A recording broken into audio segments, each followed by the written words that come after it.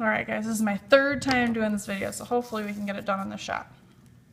Okay, so we rotated points and found the angle of rotation, okay? Now I'm going to rotate an actual figure, okay, which I've labeled my points A, B, C here, and I've drawn my lines for my triangle. Okay, so you might want to pause and write that down because that's going to come into play in a minute here. Now when you want to rotate something 90 degrees or any degrees really, you can follow these steps. So the first thing is, I'm going to label my origin, because that's my rotation point. I'm going to draw a line between A and O, or whatever point I'm trying to draw it between, okay? Just draw a nice straight line. Okay. Now since it's a 90-degree turn, I'm going to line up my protractor with my vertex and my straight line here, and then go to 90 degrees. And I'm just going to make a little tick mark down here at 90. Okay? And I'm going to draw a straight line from the origin to my tick mark. Now I'm not going to go all the way down because I know I don't have to, but you could if you wanted to. But just to make my paper a little less messy. Now I want the distance from O to A to be the same distance from O to A prime. And if you look at this diagonal here, if I measure it, it's about 1/2 of an inch. Okay, if I measure right here, 1/2 inch. So I'm going to do a 1/2 inch from here. And that nicely lines up with this point right here. Okay, so this is A prime. So my original point for A was 1, -1. My new point for A is -1, -1. Okay. Alright, and then I'm going to do the same thing with B and C. So let's start with B here. I'm going to draw a straight line, which nicely is right on that axis, okay?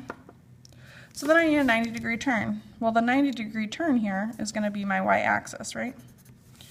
So now I can just draw a straight line down.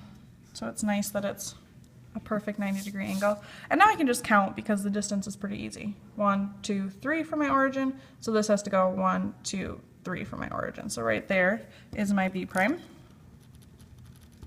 Okay, and then I'm going to do the same thing with C. And I can actually write my point here. So here, my new B prime point is 0, -3. Okay?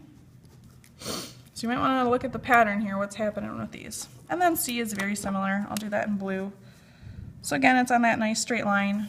The 90-degree angle, if I measure it, will be a nice straight down, so it's again right there. So I can just go down my y-axis. So C prime is 1 away, so it's going to be C here. Okay, and if I draw my triangle here, you can see my triangle here moved. Just rotated it, I just moved it 90 degrees here. Okay.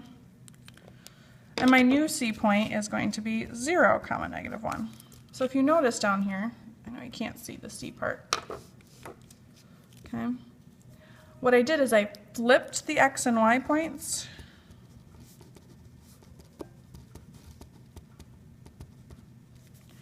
and changed the sign of the new Y.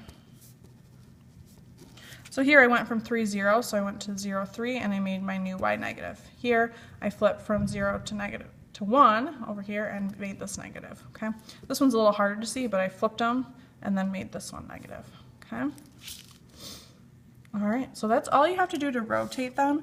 So I want you to try it in your homework and see how it goes. Okay, I'm actually going to skip. Oops, which one did I skip? I'm going to skip doing the 180 turn. Okay.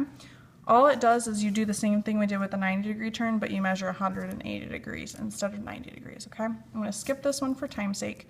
If we need to go over it in class together, we will, okay? Your exit slip is simply to measure the angle of rotation, which we did in the very first video, okay? Draw the 2 lines and measure that angle, okay? Your homework is on Runweb and on the whiteboard. I didn't have a chance to write it down on here, okay? Have a great day. We'll see you later. Bye.